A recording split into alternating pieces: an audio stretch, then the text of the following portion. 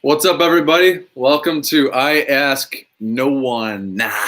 First live episode in a few weeks, so it feels good. Cheers. Got a big day. Go Bills. Bills are facing the Ravens. Happy birthday to my friend and former guest of I Ask No One, Michael Atlas Lane. This one's to you, brother. Happy birthday, 43. Cheers, man. And happy birthday to you, Mom. My mother turns 62 tomorrow. And can't wait to spend some time, and maybe you'll end up on top of the coffee table dancing to some Michael McDonald. So happy birthday, Mom. Looking forward to seeing you a little later. Today in music. So today in music, in 1988, the year I was born, George Michael came out with a record called Faith. And Faith was the #1 record, January 16th in 1988. Not familiar with the record. I took a look at some of the song titles, and the one that stood out to me was a song called I Want Your Sex, Parts 1 and 2, which is pretty awesome and funny. Limp Bizkit. I've spoken about Limp Bizkit a few times on the show here. And on their first record, $3 Bill Y'all, they covered George Michael's Faith, but a really heavy version of it. And I remember watching TRL back in the day. My first introduction to one of my first introductions to heavy music, but I know Limp Bizkit for sure, was the song Faith and their music video for it, because it was all over MTV. And, we're talking 98 or 97 or something like that. But Faith, I remember being in Sydney, Australia in 2018, and I saw Robert Plant, I saw Gojira and Mastodon, my boys, my friends, and then I got to see Limp Bizkit, and they covered Faith. And I remember being right there front and center, and Fred Durst, the lead singer, asked the crowd down here, anyone want to come up and sing the song with him? And unfortunately, he looked right at me, and I did not want to make an ass out of myself because I don't know the lyrics. So next time I go to Limp Bizkit show, I'm going to make sure I know the lyrics to George Michael's Faith. And I watched another fan get up there, made a fool of himself, and he called up another person, and they were getting up and down, and that was awesome. So R.I.P. George Michael. Dave Grohl, my drummer hero, he turned 52 yesterday. He was the baby in Nirvana between Kurt, Chris, and Dave. And he is the reason that when I go to hit my cymbals, the crashes, I don't go like this. It is just straight, just he would just smash drums, and he just the simple drum kit that he has, that he had in Nirvana. It's just, he made that, he beat the shit out of it. I mean, drum heads as big as washer and dryers. I've seen some of those in person at the EMP Museum, the Mopop Museum in Seattle. So happy birthday, Dave Grohl. He's actually one of the few celebrities, few rockers of mine, favorite rockers of mine that I've not met yet. So Dave Grohl and Jerry Cantrell of Alice in Chains right at the top of the list there. Tomorrow is going to be 40 years since Nikki Sixx and Tommy Lee first jammed together and formed Mötley Crüe. Nikki Sixx and Tommy Lee, they're the Terror Twins. And when I think of the term sex, drugs, rock and roll, there's Mick Jagger, there's Lou Reed, there's Jim Morrison, but straight up, it's Mötley Crüe, and especially Tommy and Nikki. I got books right over there, the Heroin Diaries and The Dirt. They had that show come on Netflix that kind of revamped their career, and they actually came out of retirement. The stories those guys have is some of the most graphic, badass, funniest, darkest, raddest shit you ever read in your life. Those guys have been through a lot, especially on that Ozzy tour for Shout at the Devil. So Nikki and Tommy, 40 years of Mötley Crüe, awesome shit. Well, today I am going to be talking about, a souvenir. And I don't know which souvenir. I got the box right here. And my chat is failing to connect for some reason. It's so weird. The Wi-Fi has been messed up. I was going to put it out to you. So if you got your phone, shoot me a text. Do I pick a souvenir? These are all the souvenirs I've ever caught Do I pick a souvenir from before I went to Cali, during, or after? We'll see. I really hope this doesn't go out. It's blinking. So I'm going to give it a few minutes here.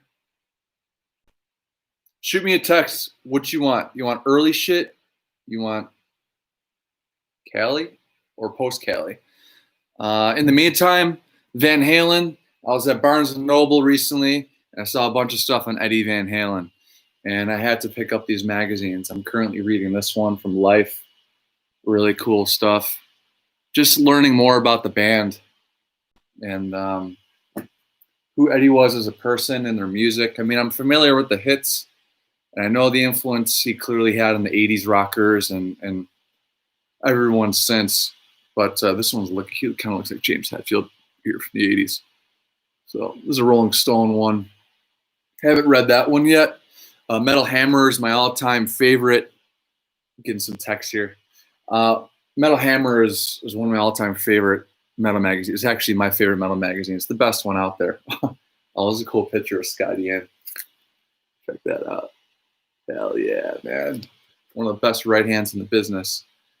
I'm going to put this one away. But the one that I finished reading, this one was a really good one. It was the first one I read. But who made this? I forget who. I don't remember the publisher, but that is definitely my favorite picture of Eddie right there. Eddie Van Halen. Good magazine. I can't wait to learn more about the guy. I get the chills. But one of the pictures I see in these magazines recurring the most is this one. And when you look at a picture of Eddie Van Halen, you can see the quote down there. Just a true badass. And I never knew that my favorite picture of Kirk Hammett of Metallica ever, Slayer Backstage Pass bookmark, pretty sweet, huh? Would be found in an Eddie Van Halen magazine. That is my all-time favorite picture of Kirk Hammett right there. Judging by the patch in his hair, and they're outside stadium. This is definitely overseas, summer 2019, right before the pandemic. And I think there's just, I'm so used to seeing, Ross Halfin and these big-time photographers taking pictures of the band. They've been taking pictures of Metallica for years and years and years. So when you get that one photographer that takes a picture of the band once, gets them in a little different light, different flavor, I think it really stands out. And that picture really stood out to me. One of my friends takes pictures of Metallica and any bands that come through Western New York and anywhere in the country. Charlie Meister. So shout out to Charlie Meister Photography, man. It's very, very badass. I'm going to get back to Eddie Van Halen in a sec, but I got some texts here from friends, and thank you. Dad wants to see the most memorable stuff, and Luke says California, and Michael Kelly Smith says hello. Thanks a lot, Luke. Michael Kelly Smith, he was on I Ask No One exclusive interview a few weeks ago, and I'm trying to get that on music sites. So we're getting there with I Ask No One. But with Michael Kelly Smith, really was thankful he gave me his time and his heart. And, it was really a fun 45 minutes. Go check it out. I'll maybe try to include a card there at the episode. But that episode's viewers are just growing and growing and growing. It's really cool.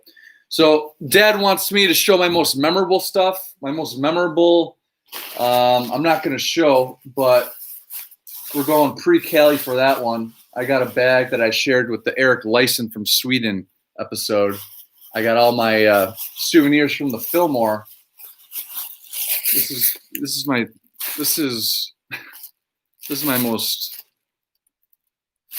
holy grail right here. Like, these are all the hours in line, all the money spent and the travels and everything. One of my favorite quotes of all time is, the best things in life are not things, but to have photos or, some of these things that I really earned and was lucky enough to be given by my heroes. I mean, this will all be behind glass someday in my wall in my man cave, but it's going to be called Kev's Crypt. And thank you, Mom and Dad, for the sign for my future home. Kev's Crypt.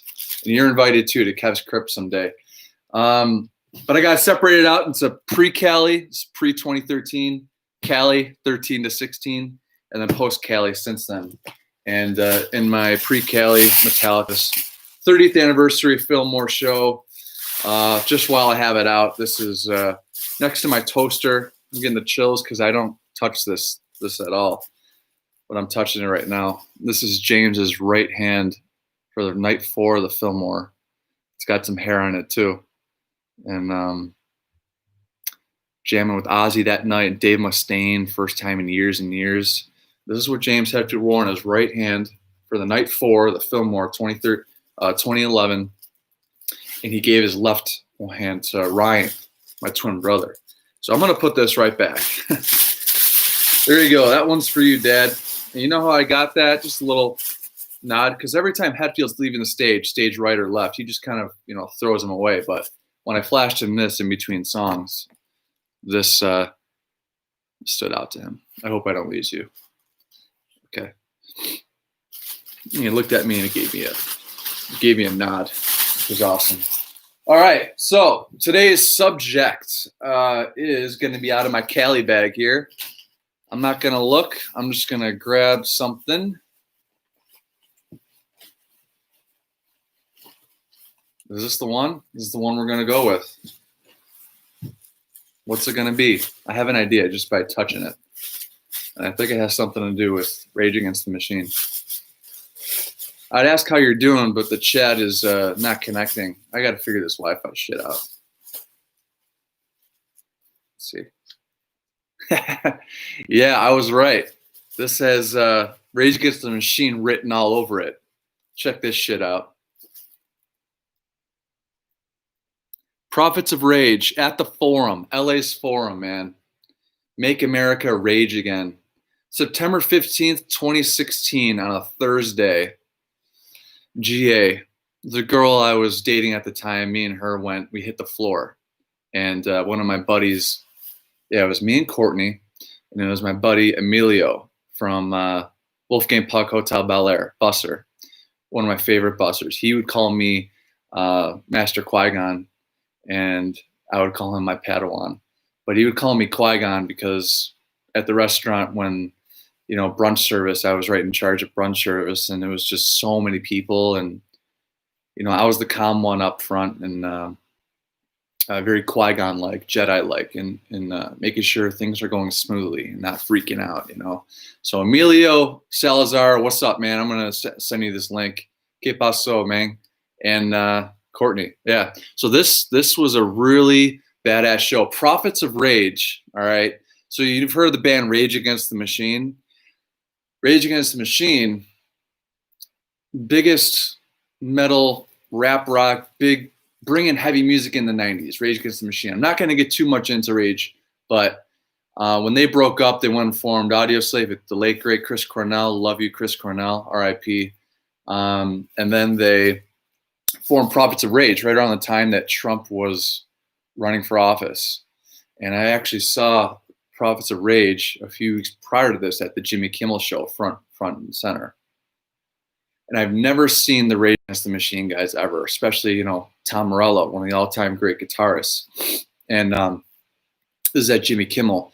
And they told us if you ever see a band at Jimmy Kimmel, for the first 2 songs, if it's an outdoor show, they perform 6 or 7 songs. But for the first 2 songs at Kimmel, you're asked by the producers and everyone right during commercial break that no phones are allowed. First 2 songs, no phones at all. And for a second there, it's like you're rocking and rolling like it's the 90s where there's no phones up in the air. Everyone's just, really just focused on the music and not focused on their phones, right? So I remember when Tom Morello came out on stage, this is a Jimmy Kimmel, and I get the chills, but he was right over me, and I had my Force Awakens just came out, Star Wars, and I had a Palpatine Vader, Sidious Vader shirt on, like vote for Palpatine and Vader, and I grew out of that. It was really small, but I cut the sleeves off, and I was right up front, and Morello's like looking right above me. He's just going, "What up? What up?" And he had his guitar with him, and the chords coming out and shit, and he's got the guitar that says "I am the homeless," and just getting and killing in the name of, fuck you over, dude, you tell me, just Prophets of Rage was Rage Against the Machine, except for the vocalists, with Chuck D from Public Enemy and from Cypress Hill, Be Real. And what the power of that band, it was just incredible. So Jimmy Kimmel was sick, but then we went to LA Forum, you know, they're from LA. Hitting the floor like that was just, it was such a party. And I got my bracelet here that I wore. You know, keep the bracelet as well. And then after the show, I think I got a poster. I didn't get a shirt for that show. I haven't seen this in quite some time. I forgot what this looks like. Let's see. Did I get it signed? Oh, sweet. Yeah. Check this out. Yep. Los Angeles, of course, the LA Raiders theme, V for Vendetta. They're a very, very political band. Rage Against the Machine, it's always been political and power, you know. At the Forum. There you go. So like I said, this one's going to be behind glass at some point. And what a show that was. Yeah, I remember we were right there we were in front row for the Forum Prophets of Rage. We were staged right, a little bit back, and Tim Comerford, the bassist, his band opened up for them. So he played twice that night. And I remember Emilio, he was so high. He went and got nachos. I'll never forget it. He brought back to us, like, we're towards the front, stage right. And all of a sudden he leaves and then he's back with us and he's got nachos with him and cheese. And he's just kind of like, you know, eating nachos. I've never seen anything like that at a concert before. So Emilio, that was really, really funny. What else from that show? I think that's all I got. Just seeing them in an arena was so 90s. And when I think of power, like power when you go to see a concert, it's of course Metallica, Rammstein, Gojira, Rage Against the Machine. You feel it was just amazing to see them in an arena. And in fact, they were going to tour a few summers later when I had returned to Buffalo, New York. They were going to tour amphitheaters, Prophets of Rage and Avenged Sevenfold.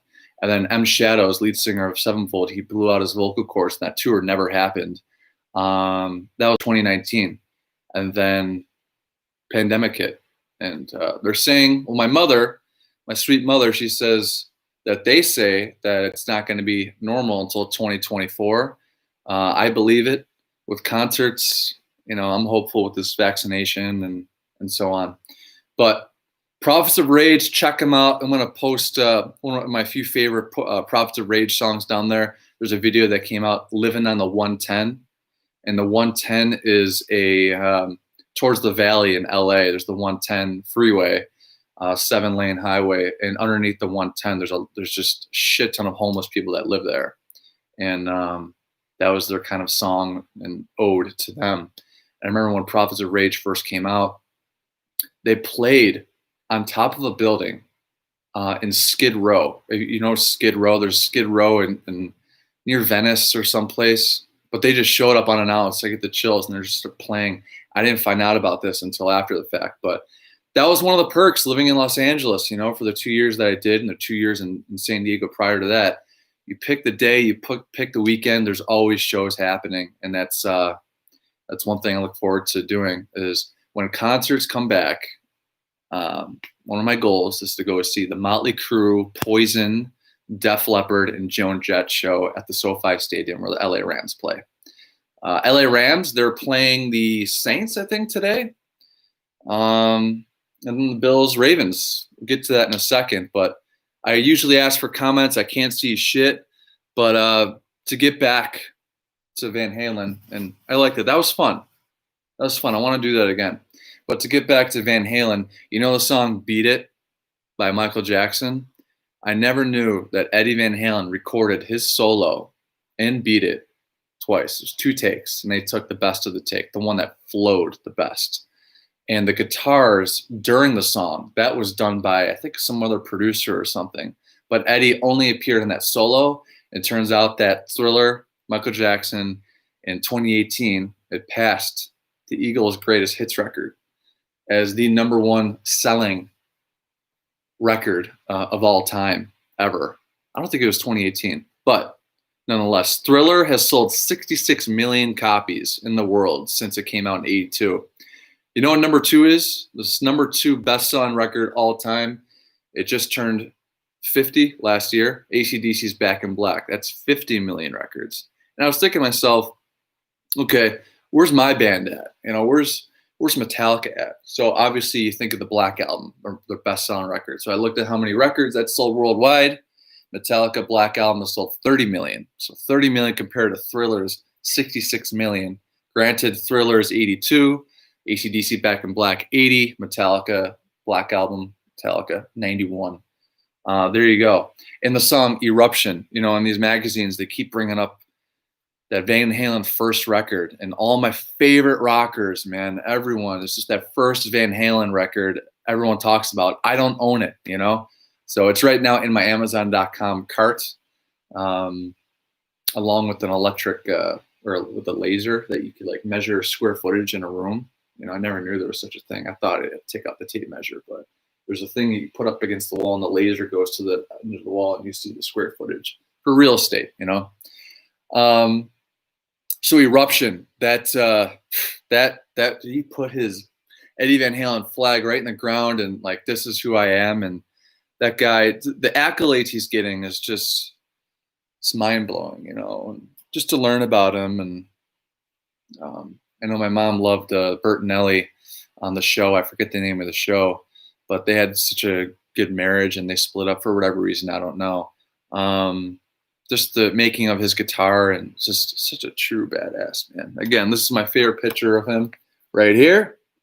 Just a guitar hero, a guitar hero's guitar hero, truly. And right here, rock stars come and go, musicians play until they die. You know, that's never had the pleasure of seeing Van Halen before. I have seen David Lee Roth. That was one of my last few shows I went to before pandemic hit. David Lee Roth and Kiss over there at the Marine Midland Arena, downtown Buffalo. So just in closing, I wanted to bring up one quick thing here. I was showing a home last week, and my clients, not going to name their names, but nice couple around my age. I showed them a few homes, so we're at showing number 4, and it was just her by herself. I don't know how we got on the topic. I think I asked if she has any brothers or sisters, but she got on the topic of her parents. She lost her mom and her dad to the pandemic, and she was like starting to cry, you know. But she lost both her parents to the pandemic, and her dad's had MS, and you know it's always been a struggle with him. But the COVID is what pushed him over the edge and ultimately killed her mom too. So count your blessings, enjoy family time when you can. And you know, it's my mother's birthday tomorrow. Mom, love you so much, and thank you for everything you do for us, and thank you for putting the word love in Lavallo. I once wrote that to you a decade or so ago, but thank you, love you. And RIP, you know, the parents of my clients. You know, it's really, really sad. But go Bills, go Bills, beat the Ravens, man. If we make the AFC Championship, that's one win away from the Super Bowl. Just incredible, man. Go Bills. It's Allentown. Geez. And hey, if you like what you see, please subscribe, share with your friends, like all that stuff. I love subscriptions. My goal this year is to hit 1,000 subscribers, and then I can start to get some cool sponsorships. So just getting started. Again, thank you so much. Let's go Buffalo! See ya.